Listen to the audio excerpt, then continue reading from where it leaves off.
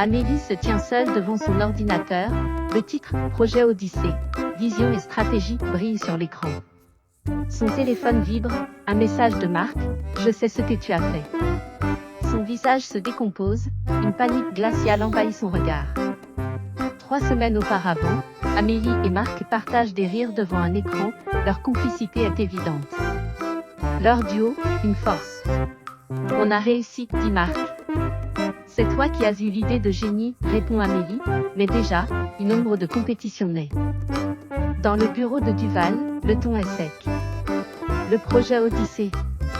Un seul poste à pourvoir. Que le meilleur gagne. Amélie et Marc échangent des regards inquiets, une tension palpable s'installe. Duval conseille Amélie de ne pas laisser la loyauté freiner son ascension. Amélie, l'amie, solennelle, travaille tard dans son bureau. Elle découvre une faille chez un concurrent, hésite à partager l'information avec Marc. Un murmure de Duval lui revient en tête. Elle garde tout pour elle, la première fissure de leur pacte se forme.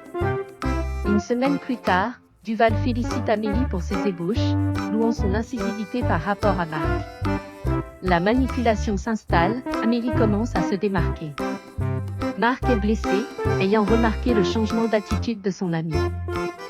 Dans le bureau de Marc, il présente une idée révolutionnaire pour Odyssée.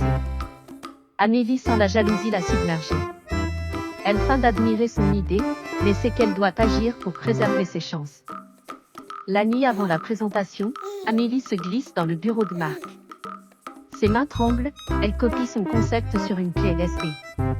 Alors qu'elle supprime le fichier original, elle se transforme en la prédateur que Duval espère.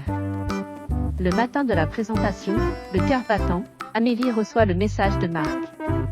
La porte s'ouvre, il ne lui reste que le regard désespéré de son ami. Elle lui répond froidement, « Le business, c'est le business, Marc. » Elle perce le cœur du lien qui les unissait. Amélie, dans la salle de conférence, impressionne le comité avec son pitch audacieux. Les questions fusent, elle y répond avec aplomb. Elle est devenue cette femme d'affaires redoutable qu'elle a toujours voulu être. Duval lève la main et déclare « Félicitations, Amélie. Le poste est à vous. » Les applaudissements résonnent, mais pas un regard pour Marc. Son bureau est vide, il a démissionné.